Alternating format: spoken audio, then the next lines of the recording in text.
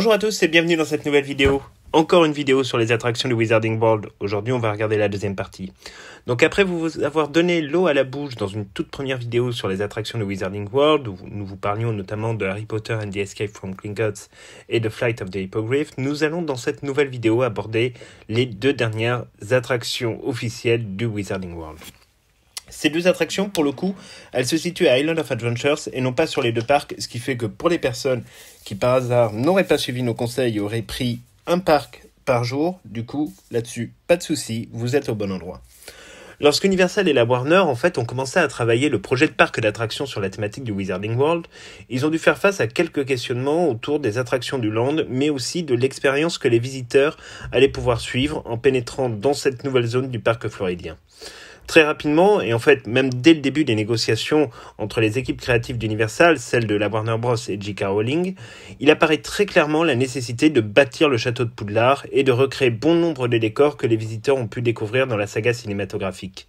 Cela répond notamment au fait que les Américains ne sont pas connus forcément pour être des très grands voyageurs sur les thématiques de Harry Potter ou sur les thématiques des parcs d'attractions, et donc c'est vrai que finalement peu d'Américains ont l'occasion d'aller à Leavesden. Beaucoup d'Américains évidemment viennent en Europe, mais c'est vrai que quand on a Disney World ou les parcs de la Californie à proximité directement sur le territoire national, il n'y a pas beaucoup d'intérêt à se déplacer à l'étranger pour aller visiter les studios du parc de Leavesden. Donc, cependant, il y a un grand dilemme qui va persister pendant plusieurs semaines dans ces négociations, c'est faut-il, oui ou non, une attraction dans le château, ou alors se contenter effectivement d'un parcours permettant de découvrir plusieurs décors emblématiques, un peu à la manière effectivement de Leavesden. Là-dessus, vraiment, ça a duré un petit moment. Et en fait, pendant un moment, l'hypothèse qui va tenir la corde, c'est effectivement de visiter des décors style Leavesden, car elle représentait un coût vraiment moindre que celui que représentait en fait la création d'une toute nouvelle attraction. Mais les autres possibilités d'aménagement d'une seconde attraction en plus de Flight of the Hippogriff, elles n'étaient pas vraiment légion en fait. Elles se sont heurtées vraiment à la question de savoir ce qui pouvait être implanté comme autre attraction dans l'univers de Préolard.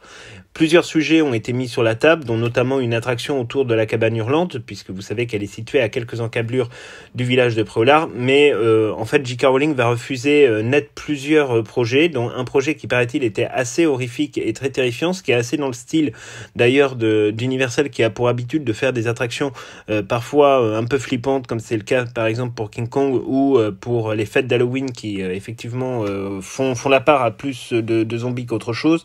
Donc J.K. Rowling a refusé un certain nombre de sujets, et d'autres projets qui avaient été mis sur la table par Universal et la Warner en fait se sont heurtés à la fois à la problématique du coût de fabrication de l'attraction, mais aussi à des technologies qui à l'époque n'étaient pas maîtrisées. Il faut se souvenir que les débuts des négociations ont commencé en 2007 pour se poursuivre jusqu'en 2009 avant le début de la construction du Wizarding World et son inauguration en 2010. Au final, en fait, le seul espace disponible pour réaliser une seconde nouvelle attraction, ça va être évidemment le château, et donc une solution de compromis est trouvée pour que les visiteurs puissent à la fois profiter de décors importants des films et vivre en même temps une toute nouvelle aventure aux côtés de Harry Potter. Et donc cette attraction, il s'agit de Harry Potter and the Forbidden Journey. Et cette attraction, en fait, elle va ouvrir dès l'ouverture du Wizarding World floridien. Elle est d'ailleurs aussi déclinée dans tous les autres parcs Universal et sera présente à l'ouverture à Universal à Pékin. C'est la seule attraction qui est pour le moment commune à l'ensemble des parcs sans changement majeur. Puisqu'il faut savoir que, par exemple, comme on vous le disait dans de précédentes vidéos, le chemin de traverse n'est trouvable pour le moment que dans le land du Wizarding World floridien. Il n'a pas encore été développé dans d'autres lands, même si ça devrait être le cas a priori en Chine, où il y a une très grosse communauté de fans Harry Potter. À partir de ce moment-là, quand vous arrivez au château, vous allez accéder en fait à la file d'attente pour monter dans l'attraction. Vous avez aussi la solution d'aller directement à la boutique si parfois vous ne voulez pas faire l'attraction. Néanmoins, comme on vous le disait dans une précédente vidéo, quand vous arrivez sur une attraction à Universal, vous allez avoir trois types de choix en termes de file d'attente. Vous avez celle pour les Express Pass Universal, donc un peu le même système que les Fast Pass à Disneyland Paris. La file Single Riders, donc si vous êtes la seule personne de votre groupe à faire l'attraction. Et enfin, la file normale. Franchement, on va pas se mentir, il est absolument impératif de prendre la file normale, car c'est une expérience à faire et qui va faire partie de votre voyage à l'intérieur même du Wizarding World, car c'est en fait la seule solution de visiter l'ensemble des somptueux décors qui ont été recréés à Universal. Après avoir traversé la serre, qui est donc par définition en extérieur, mais qui est assez bien ventilée et donc permet de résister quand même aux grosses chaleurs, vous allez accéder à Poudlard, où vous pourrez retrouver certains décors emblématiques, comme le bureau de Dumbledore, la salle de défense contre les forces du mal, la salle commune des Gryffondors, l'escalier qui mène au bureau de Dumbledore, les sabliers, il y aura également la statue de l'architecte de Poudlard, et toute une salle remplie de tableaux animés qui vous donneront d'ailleurs, et c'est vachement bien intégré, l'ensemble des consignes de sécurité à respecter pour vivre en toute tranquillité et en toute sécurité l'attraction de Harry Potter et le voyage interdit. Vous aurez également l'occasion de voir quelques accessoires importants de la saga, comme le portrait de la grosse dame par exemple, qui garde l'entrée de la salle commune de Gryffondor, ou encore le choix-peau magique. Pendant l'attente, qui généralement n'excède vraiment pas les 45 minutes, c'est très rare de monter au-dessus, puisqu'en fait le rythme de l'attraction est rapide et il ne s'arrête à aucun moment de la journée. Donc pendant ce temps-là, vous allez vraiment avoir l'occasion aussi de retrouver tous nos acteurs préférés, le trio y compris, dans des scénettes introductives à l'attraction en elle-même. En fait, c'est un court-métrage qui a été réalisé spécialement pour Harry Potter and the Forbidden Journey, avec l'ensemble du staff et du casting de la saga cinématographique à Harry Potter. Alors, cependant, il y a un petit défaut, faut bien en trouver quelques-uns, c'est que les lieux, en fait, résonnent beaucoup, et une file d'attente, comme vous le savez, c'est assez rarement silencieux, et donc parfois, il est un peu difficile de discerner les dialogues, notamment dans la salle de défense contre les forces du mal, et ça nuit un petit peu à l'expérience, parce que c'est vrai que déjà, les dialogues sont en anglais, et tout le monde n'est pas bilingue, mais en plus, c'est vrai que le fait de ne pas entendre ou d'entendre mal, du coup, on comprend pas véritablement, même si les scénettes sont répétées à plusieurs reprises le temps que vous passiez d'une salle à une autre. Mais c'est vrai que du coup, ça, c'est vraiment un petit défaut. Après, évidemment, tout va dépendre de la fréquentation du lieu et de la tenue des visiteurs. Parfois, on peut avoir de bonnes surprises. Et une fois en fait tout ce parcours d'attente franchi, vous êtes prêt à embarquer enfin dans une expérience absolument phénoménale et qui, comme d'habitude, n'a absolument rien à voir avec les autres attractions que l'on peut trouver sur les différents resorts d'Orlando. Universal cultive vraiment cette capacité à développer des attractions inédites, tant dans le fond, en fait, que dans la forme qu'elles vont prendre. Et ça, c'est franchement quelque chose d'agréable à vivre, parce qu'en fait, chaque expérience est vraiment une redécouverte et procure des sensations qui sont vraiment très très différentes. Il n'y a pas du tout de monotonie dans les attractions à Universal, parce que c'est vrai qu'ils ont vraiment misé justement sur cette différenciation entre les attractions, et donc vous n'avez pas ni les mêmes technologies, ni les mêmes sensations d'une attraction à une autre, et ça, c'est vraiment génial. Donc l'embarquement là va se faire en marchant, en direction en fait de 4 sièges sur lesquels vous allez pouvoir prendre place. Une fois que les barrières seront retombées et vérifiées évidemment par un team members pour assurer votre sécurité, l'aventure va pouvoir commencer. Alors en fait, ce qu'il faut savoir, et vous vous en rendez pas nécessairement compte au début de l'attraction, c'est qu'en réalité, vous êtes sur un espèce de bras robotisé, un peu à la manière du Futuroscope et de son attraction de Danse avec les robots pour ceux qui connaissent. Et donc en fait, ce bras robotisé va vous guider au travers de l'aventure et vous faire vivre différents types de sensations sur l'ensemble du parcours. Entre basculement et secousses dans vos sièges, vous allez pouvoir tester un bon nombre de sensations différentes, mais petit point rassurant pour ceux qui ne sont vraiment pas fans des attractions à sensations fortes, c'est qu'il n'y a aucune aversion ni chose de ce genre. Les personnes qui sont évidemment sujettes un peu au mal des transports peuvent être un peu barbouillées à la fin, c'est pas totalement impossible.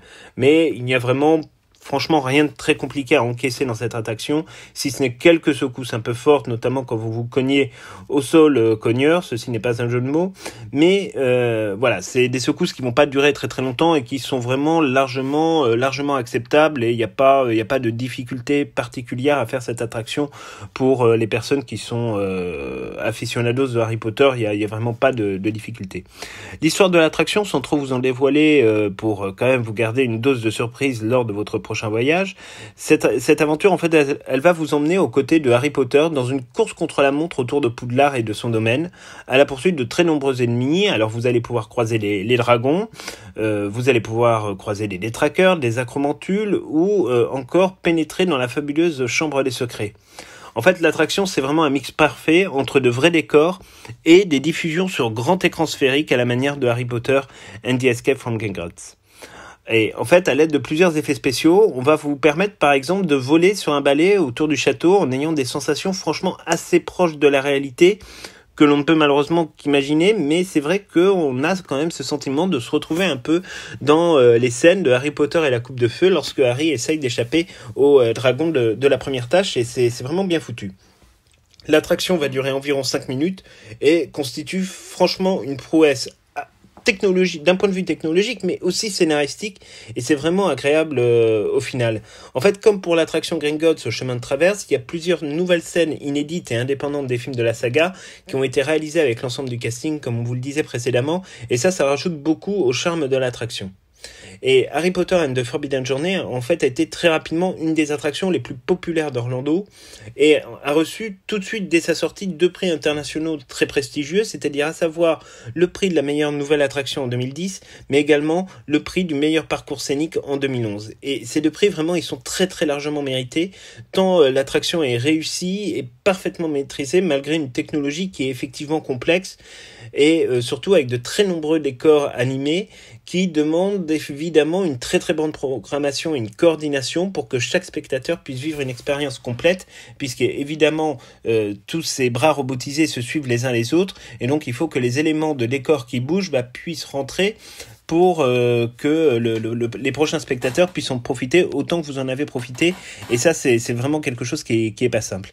Alors, à la fin de l'attraction, vous allez être dirigé vers le magasin de l'attraction, dont la décoration et les objets présents sont souvent de très bonne qualité et assez iconiques. Et là, en fait, c'est là où vous allez pouvoir trouver notamment des répliques, qui sont les répliques en fait de nobles collections, et qui généralement, grâce à la différence de taux de change entre l'euro et le dollar, sont moins chères à l'achat que si vous les achetiez par exemple en France ou en Grande-Bretagne lors d'un voyage à Leavesden. Ensuite, toujours pour environ 35$, vous allez pouvoir prendre la fameuse photo souvenir qui est prise pendant l'attraction.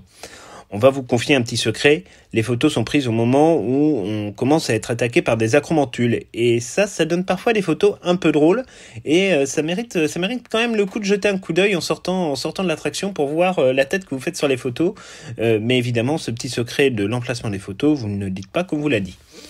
Alors, maintenant, on va essayer d'aller se frotter à la toute nouvelle attraction du Wizarding World qui est sortie en juin 2019. Donc, elle est vraiment toute récente et dont la thématique est restée très mystérieuse pendant longtemps.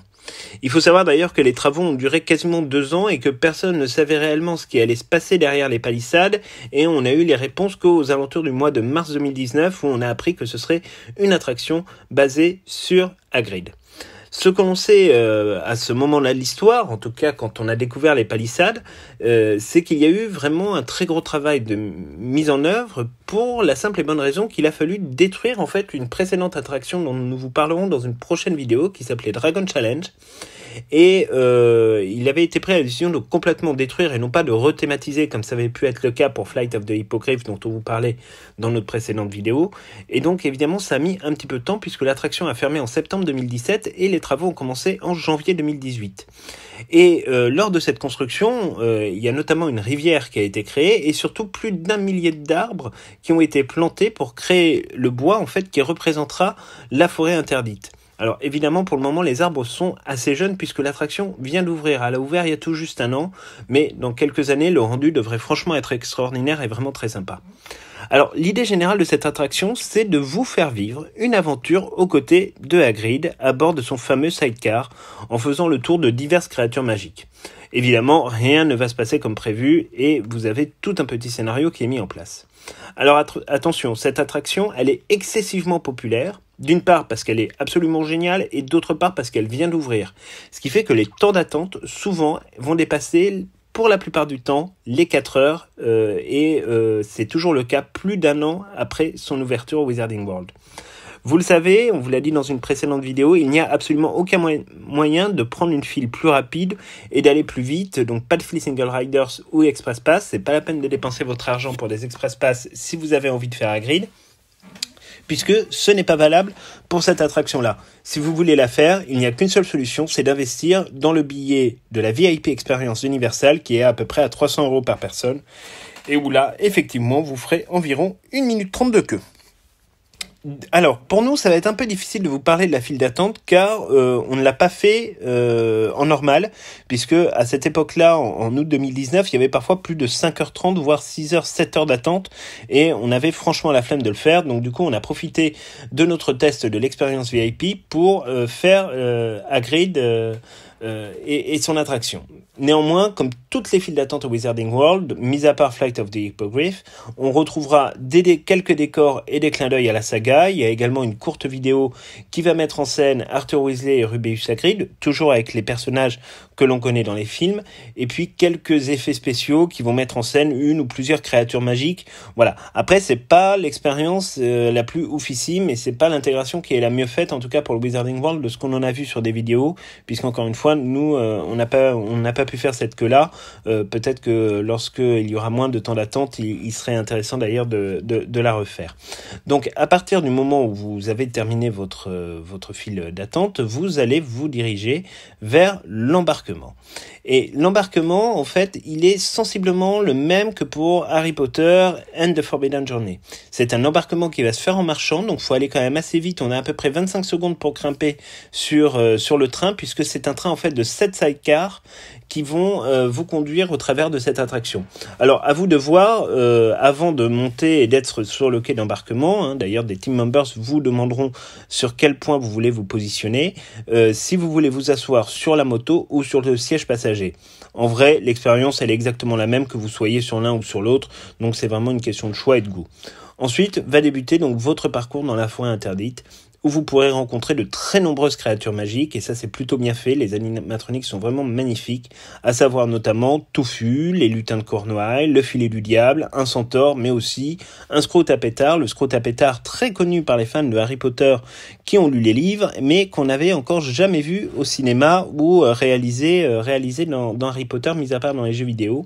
Et donc voilà, ce Scrot à pétard, il faudra d'ailleurs faire très très attention à lui, parce qu'il vous réserve parfois quelques petites surprises, mais on ne vous en dit pas plus pour ne pas vous gâcher l'expérience. Ensuite, c'est parti pour des accélérations absolument vertigineuses, puisque vous allez monter jusqu'à près de 100 km/h. C'est l'attraction la plus rapide d'Orlando. Vous allez avoir des virages très serrés, des chutes, dont une de 5 mètres. Ensuite, vous allez avoir une très courte petite partie de l'attraction à l'envers, mais vous n'aurez aucune inversion. Et ensuite, on va peut-être vous gâcher un peu la surprise, mais on préfère vous prévenir. Vous allez avoir une chute assez brutale à l'horizontale et dont la technologie est franchement bluffante avant de repartir, et tout cela généralement assez bien scénarisé. Donc l'attraction, franchement, c'est certainement la meilleure, tout parc confondu, à Orlando. Elle n'est pas violente et elle reste réalisable par des personnes qui n'aiment pas trop les sensations fortes. Alors évidemment, si vous êtes un petit peu sensible aux sensations fortes, il vous faudra peut-être quelques minutes pour vous en remettre. Mais au final, ça restera quand même un souvenir exceptionnel, et on sort vraiment de cette attraction avec le sourire aux lèvres, parce qu'elle est vraiment extraordinaire. Et en plus, le fait que ce ride ne compte absolument aucune inversion, c'est aussi une bonne chose, car cela relève en fait de la volonté de l'Universal et du Wizarding World de rester toujours accessible et familial, ce qui a toujours été aussi la promesse de J.K. Rowling, c'est-à-dire de faire des choses qui restent vraiment dans l'univers familial, et surtout de ne pas séparer véritablement les familles sur des attractions qui seraient trop violentes, par exemple, et que les enfants ne pourraient pas faire. Et tout, en fait, dans la fluidité ou la réalisation de cette attraction, on font vraiment un élément absolument incontournable du monde de l'attraction en général. C'est une attraction qui est longue de plus de 1500 mètres, et c'est le plus long parcours de montagne russe en Floride, donc vous ne trouverez vraiment pas mieux, en tout cas en Floride, mais même sur tous les parcs d'attractions que nous avons pu faire en Europe ou aux États-Unis, franchement, il n'y a pas photo, c'est vraiment la meilleure. Donc, si cette attraction nous fournit beaucoup de sensations et nous permet de monter enfin sur la célèbre moto de Hagrid, qui en fait, comme vous le savez si vous avez lu les livres, la moto de Sirius Black, il faut bien reconnaître néanmoins qu'elle a encore quelques défauts, même s'il s'agit au final quand même de la meilleure attraction qui soit.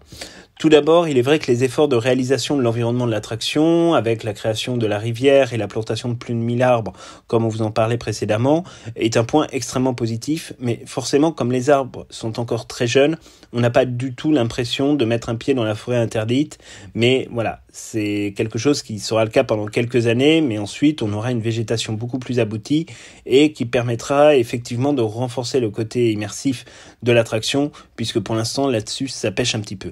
Autre petit défaut qu'on a trouvé, mais qui est un défaut léger encore une fois à cette attraction, c'est que contrairement par exemple à Harry Potter and the Escape from Gringotts ou à Harry Potter and the Forbidden Journey, il faut bien reconnaître qu'en fait que le scénario en lui-même de l'attraction reste globalement très léger.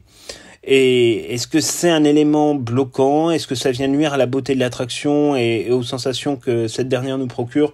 Absolument pas en fait. Mais c'est vrai que voilà, on aurait aimé avoir quelque chose peut-être d'un petit peu plus abouti sur cette question-là et qu'on a été un petit peu déçu effectivement de ne pas avoir un scénario un peu plus travaillé, éventuellement avec, pourquoi pas, on peut imaginer des choses, une course-poursuite avec les mange-morts ou des mange-morts qui nous jettent des sorts. Enfin, il y avait tout un tas de choses à inventer. Peut-être que là-dessus, ils ont été un peu rapides sur le développement du scénario, alors que l'attraction en elle-même est vraiment fantastique, que les décors sont vraiment superbes et encore une fois que même les animatronics représentent vraiment un gage de qualité qu'on ne trouve absolument nulle part, à la fois à Universal et dans les autres landes des parcs. Voilà, c'est vraiment là-dessus, ils avaient fait un travail qui était vraiment colossal, mais c'est vrai que malheureusement le côté scénaristique de l'attraction manque un petit peu.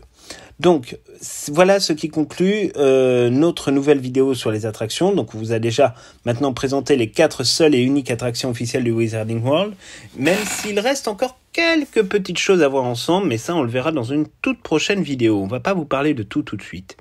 Mais vous vous posez certainement la question de savoir quel est notre top 4 des attractions du Wizarding World, dans quel ordre on les met. Alors on va commencer évidemment par la fin, c'est toujours plus drôle, ça fait garder le suspense. Évidemment l'attraction que l'on déteste le plus et qui donc est à la dernière place de notre classement, c'est Flight of the Hippogriff, puisque même l'expérience de goûter une bière au beurre représente une attraction un peu plus intéressante que ce vieux manège qui date du début des années 2000 et dont l'utilité en plus avec l'arrivée de Hagrid n'est plus du tout démontrée et n'est plus du tout légitime. Donc cette attraction, elle n'a plus rien à faire à cet endroit-là. Elle n'a vraiment plus aucune raison d'être et il faudrait effectivement que cette attraction en vienne à disparaître pour laisser de la place à d'autres aventures beaucoup plus passionnantes qui pourraient se dérouler à proximité de Préolard ou tout du moins peut-être étendre un petit peu le village de Préolard, pourquoi pas avec un nouveau restaurant. Il y a des choses à faire, mais c'est vrai que non, Flight of the Hippogriff n'a vraiment plus du tout sa place dans le Wizarding World et c'est une attraction qui doit disparaître. Donc après Flight of the Hippogriff, évidemment, le numéro 3, c'est Harry Potter and the Forbidden Journey. Même si c'est une excellente attraction, on n'a pas pu la mettre dans notre top 2 pour la simple et bonne raison que, voilà, Gringotts et Hagrid emportent de très très loin le niveau. Malgré tout, Harry Potter and the Forbidden Journey reste vraiment une très très belle attraction, une très bonne attraction qui mérite le coup d'être vue, d'être faite à plusieurs reprises pour bien repérer tous les détails, mais voilà, elle rentre pas dans notre top 2 et voilà, c'est une question de goût, chacun peut avoir un avis évidemment différent sur la question, mais pour nous c'est vrai qu'on ne pouvait pas, voilà, c'était pas notre attraction préférée. Et en fait, dans notre top 2, on n'a pas su faire de distinction, donc du coup, on a décidé de faire un premier ex-aequo avec Hagrid Magical Motorbike Adventure et Harry Potter and the Escape from Gringotts. Parce que si la technologie de l'attraction de Gringotts est évidemment très différente de celle de Hagrid, l'histoire reste néanmoins aussi très bien construite, plus complexe, davantage mise en valeur que ce qu'on peut voir sur Hagrid. Et donc du coup, voilà, on savait pas trop comment faire puisque Hagrid nous a énormément plu, Gringotts nous plaît beaucoup. Les deux attractions sont très différentes, mais on a décidé de les mettre ex aequo, justement parce que effectivement, sur Gringotts, vous avez vraiment un scénario qui est construit avec une histoire, beaucoup plus de personnages, mais après, voilà, l'attraction en elle-même est quand même moins impressionnante que celle de Hagrid, donc on met ces deux-là ex aequo, comme ça vous connaissez notre top 4, à vous de nous dire si vous êtes déjà allé sur les parcs en commentaire, quel est votre top 4, et si vous n'avez pas encore eu l'occasion d'y aller, on attend votre retour, évidemment, à la fois dans les commentaires et sur notre compte Instagram. Voilà, donc c'est tout pour cette nouvelle vidéo. On se retrouvera samedi prochain pour une toute nouvelle étape de la préparation de votre voyage au Wizarding World. En attendant, n'oubliez pas de regarder nos anciennes vidéos si vous ne les avez pas déjà vues, et également de vous abonner tout en cliquant également sur la petite cloche qui vous préviendra dès que nous mettrons une toute nouvelle vidéo en ligne et comme ça vous serez averti par notification sur vos smartphones et vos ordinateurs. Voilà, on vous souhaite un très bon week-end et à très bientôt.